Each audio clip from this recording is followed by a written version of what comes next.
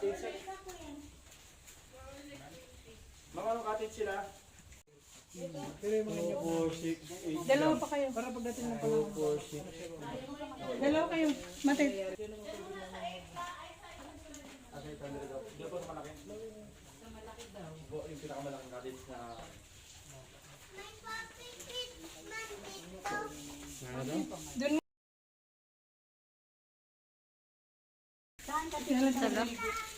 Grabe naman.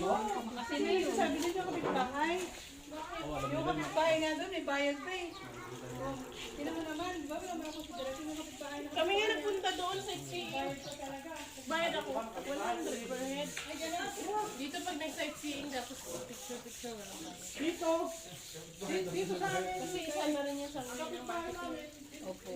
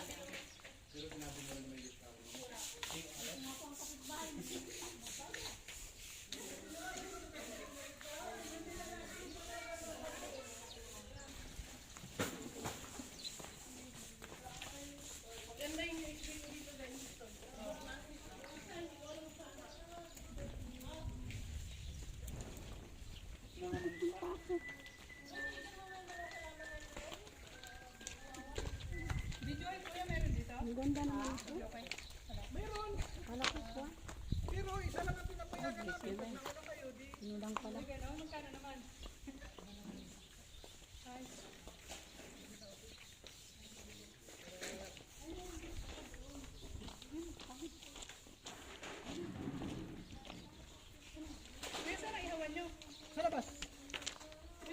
Oh, kasi mag-aano rito. Dati dito namin nilagay. Malayo. Doon nilagay namin. Ang problema lang, nagamampika yung ano.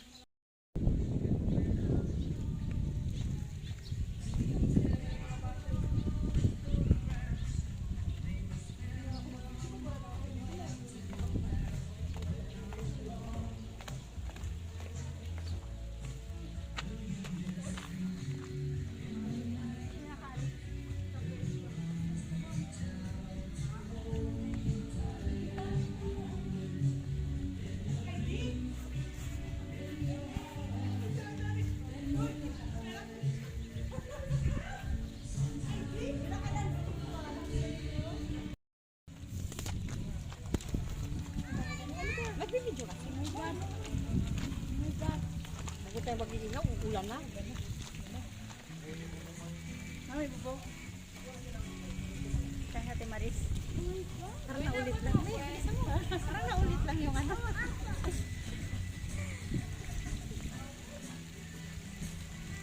Laka lang ate, mawawala naman yan. Kuya, paano magpatingas doon? Ay, ulit kami! Ano ba patingas mo? Oh, dito na lang. Bakit ba? Kailangan mamili. Ito malinis oh. Di ba kaya? Sige, ano? Hindi na lang mo, kasi taas na yung ano niya. Ay, okay. Mataas na yun.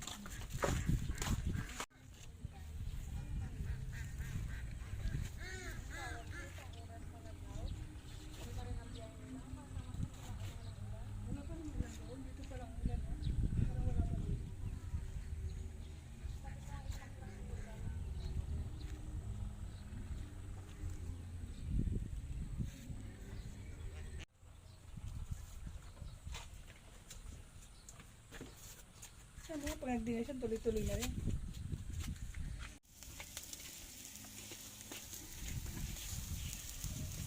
Tita Ems, yung sponsor mong karne, mauubos na. Ius ko lang ihaw. Bango na. Amoy ba yan sa cellphone?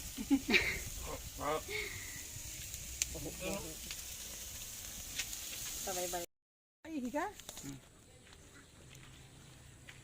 Nag-video pa nga eh. Pindot na yan? Oo. Saan ka na ni? Ako na may dala. Hindi talaga may dala. Iba na.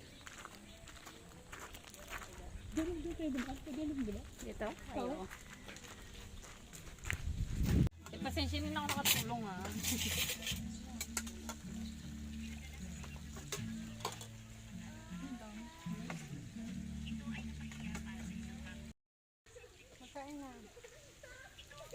ganyanin.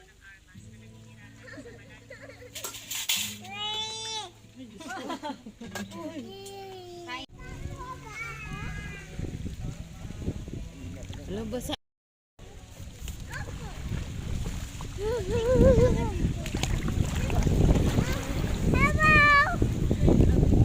Video? Oo. Basa lang yan. Iyak pa to.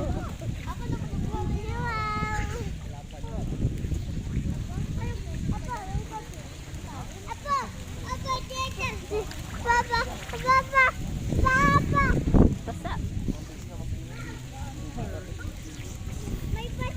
Ginawa mo pa sila ni Gold dyan. Ha? Ginawa mo pa sila ni Gold. Ayan mo lang.